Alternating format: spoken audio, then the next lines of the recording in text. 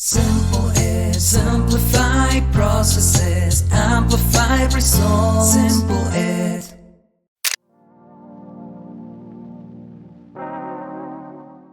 My name is Karen McBride. As Aileen said, I'm the Executive Director of CCID. Since 2017, at that time, I was the Director of Education Abroad and International Partnerships at the University of Dayton in Dayton, Ohio. And shortly after that, in 2020, I launched my own company called Bound International, in which we did a lot of Coil training virtually for faculty and staff all over the world. So I have trained a fair number of faculty and staff on the Coil methodology. So I've essentially been doing this for about 8 years. And last year, CCID partnered with Pick Americas, which is a grant program funded by the Stevens Initiative and managed by AMPE in Mexico. And I was also a Coil trainer for a lot of educators throughout Latin America that wanted to do Coil programs as well. So I've done this in many different capacities, and I'll just be doing kind of an overview of those programs today. And I kind of listed my area there of specialization and training. In my background is primarily in intercultural learning and competency. So when we approach that aspect of Coil training, that's my favorite part. That's where we have the best conversations between trainer and trainees. So I know that various organizations such as the Institute for International Education and the Forum on Education Abroad and the Stevens Initiative have been working hard to try and really track how many students have taken part in these types of programs. So the data is probably not 100% accurate, but it is starting to be tracked a little bit better. And I shared this bit of information here from IIE, their Open Doors report, which is in the 2022-23 academic year. According to their sources, about 116 institutions reported that almost 15,000 U.S. students participated in an online global learning experience. As many of you know, there are a lot of virtual opportunities nowadays, not just Coil or virtual exchanges, but virtual internships at companies and organizations abroad and so forth. The first is the icebreaker and socialization aspect.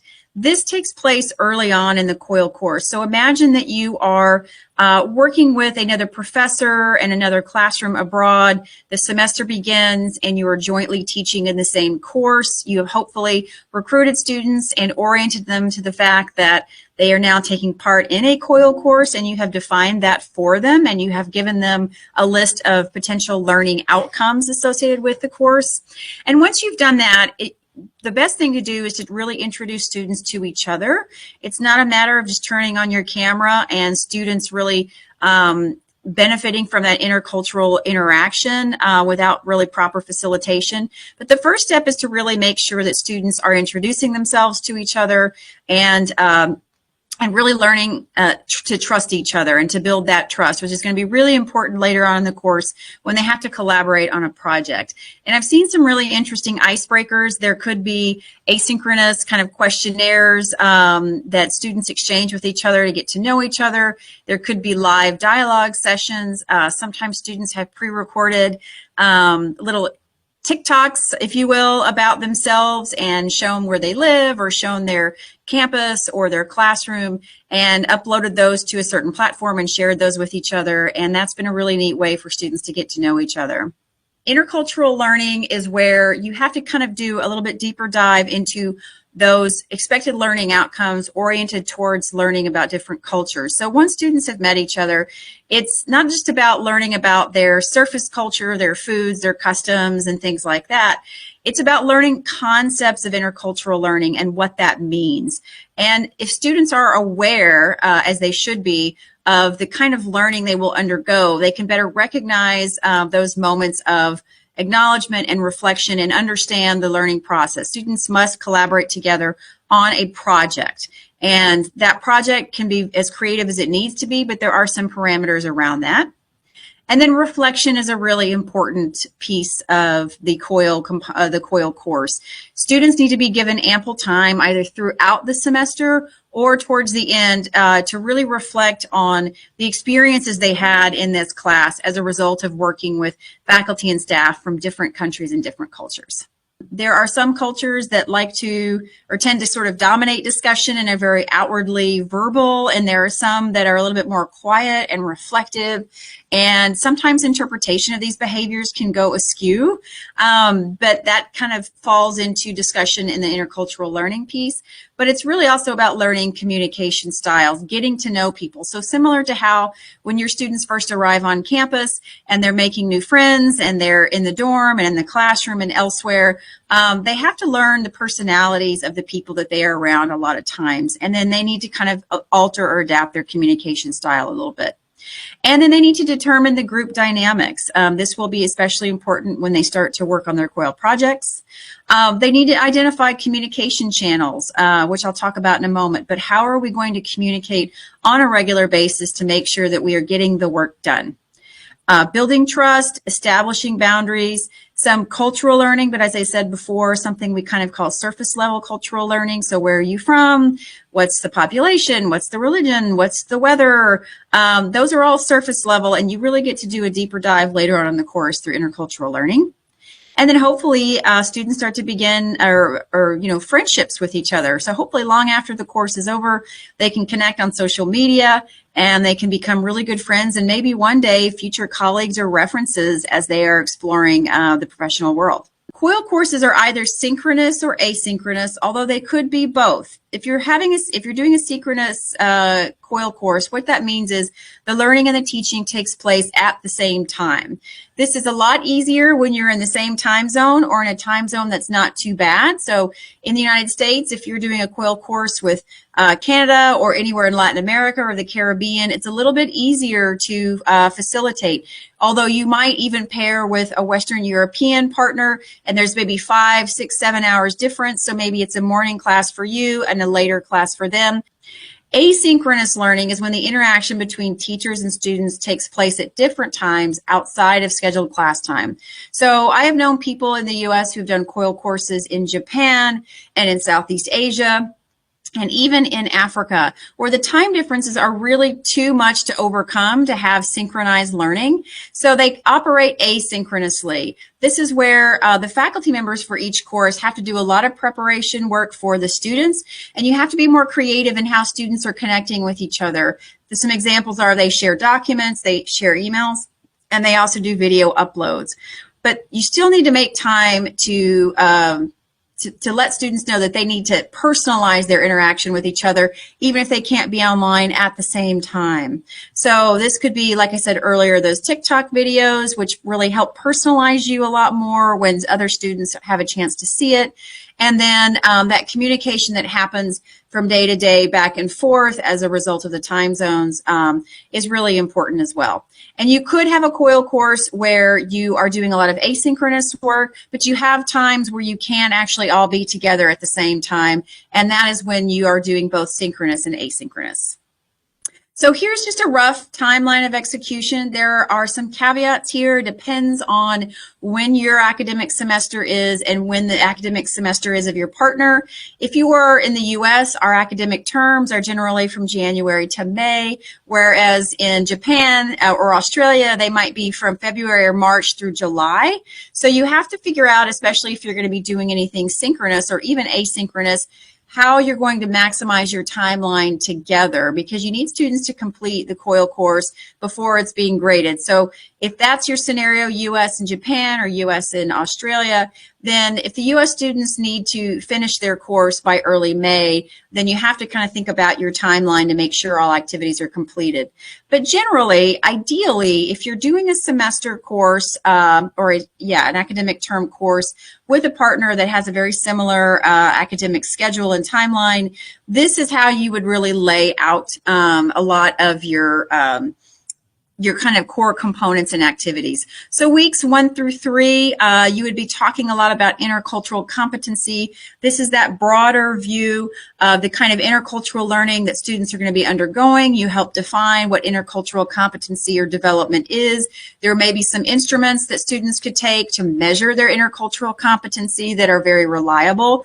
And then you would kind of move into icebreakers and cultural learning. So students are a little bit aware now that there's going to be some dynamics that they will experience meeting people from different cultures, and then they need to really meet each other and get to know each other and start to really see in practice those communication style differences and cultural differences and be better equipped and prepared to have those conversations. In around week 7, you need to introduce the project. You don't really want students working together before they've had a chance to get to know each other and to understand the concepts of intercultural learning, because the project is really the applied learning aspect of it.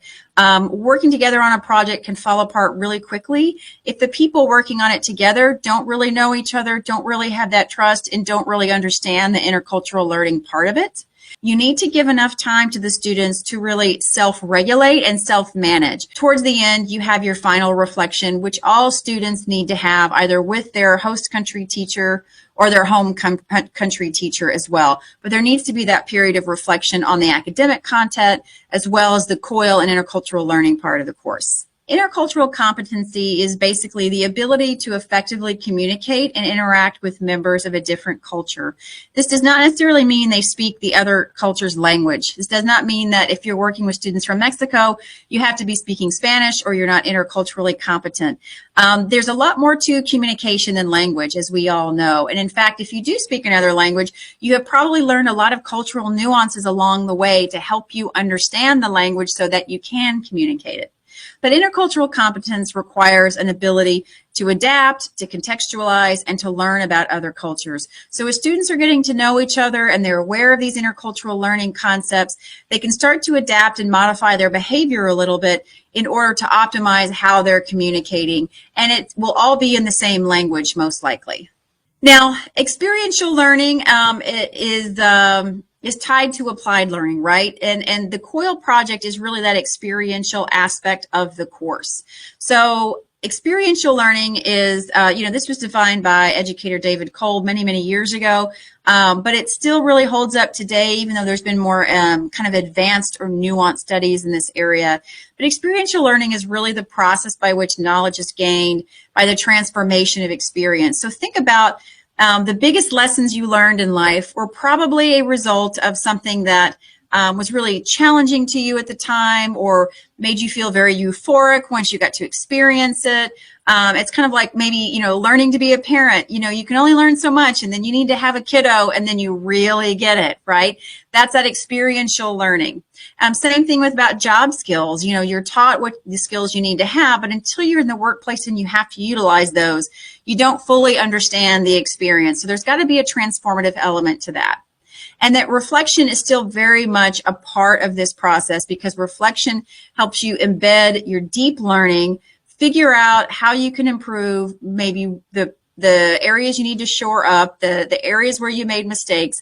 And then the next time you approach a project or another concept or idea, you're better equipped to deal with that and to execute. So these are just kind of the 4 steps here of this experiential learning process, which is you have to have a concrete experience, you have to reflect on it initially, and you need to kind of put it in emotional context. You then kind of conceptualize it as in terms of what it means, what you need to do, and then that last phase is that experimentation or execution. And then it's just very cyclical. You start the whole process over again once you're done. So the COIL project is intimately tied to these principles of experiential learning.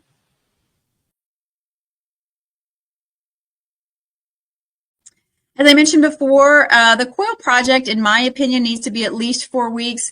I've seen some folks try to do a project for 1 week or 2, and especially when you're dealing with different cultures and students across time zones, you're not giving students a lot of time to really self-manage and organize what it is they need to do and then to do it. So I think at least 4 weeks should be the COIL project once you set it up and explain to your students what it is. And the project is where students work together to create and or to complete an assignment. Maybe they have to co-write a paper. Maybe they have to do experimentations in a lab and share results. Maybe they have to gather data out in the field or through research.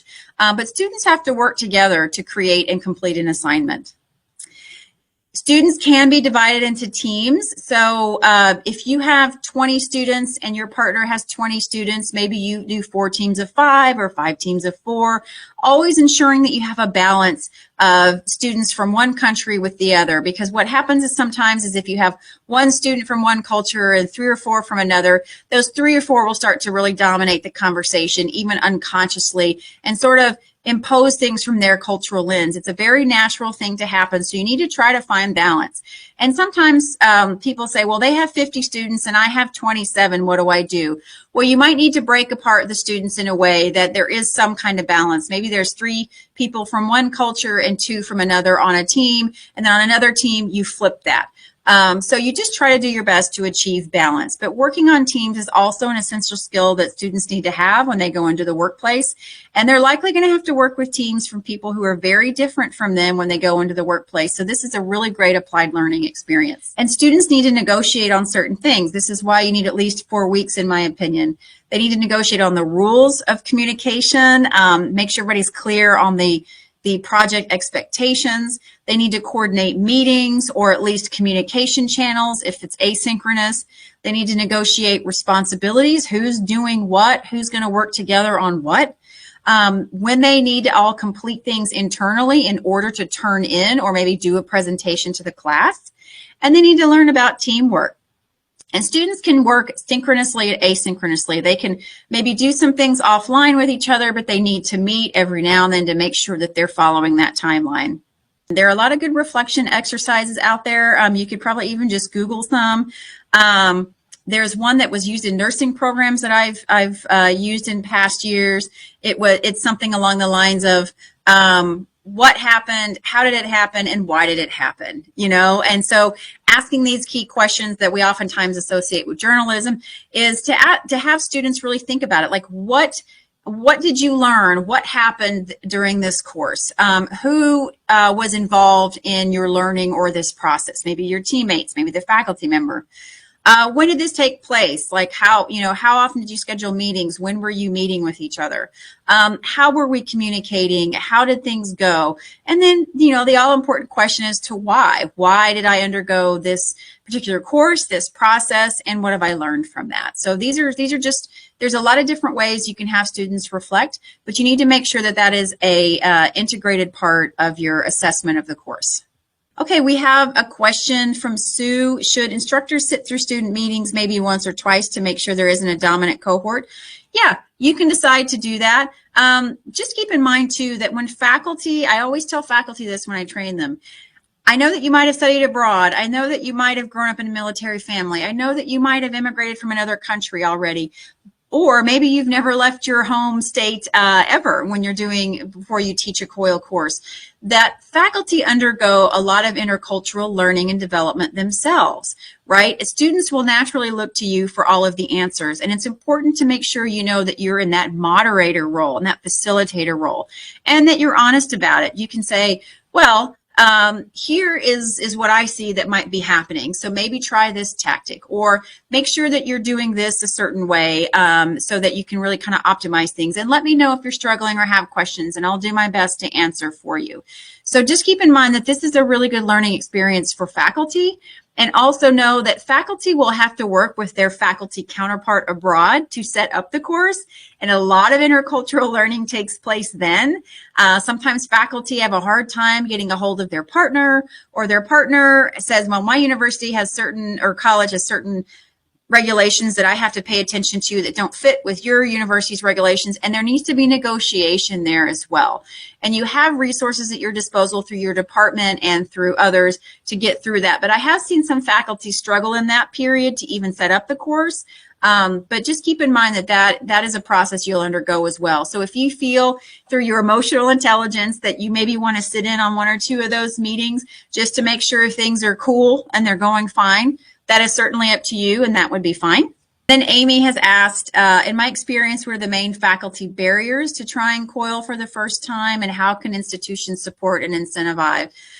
Yeah, so sometimes it is faculty really driving that effort. I would, if you're interested in doing a Coil course, I would approach your department chair I would also reach out to your international programs office. They're called different things: international programs, global education, global affairs. They will be huge cheerleaders and champions of what you're trying to do, and they probably know a lot of universities and colleges abroad that you can kind of, look for a faculty partner through. They're also likely nowadays to have a lot of information on best practice for virtual exchange. So the International Programs Office or officer can really help you put this together. But I would approach your department chair and say that you're interested in doing this. What kind of advice or support can they provide? Is it a matter of altering a current course, or could you create a new one? Could there be any funding to help you develop a new course? Is that like a course release or maybe a small grant?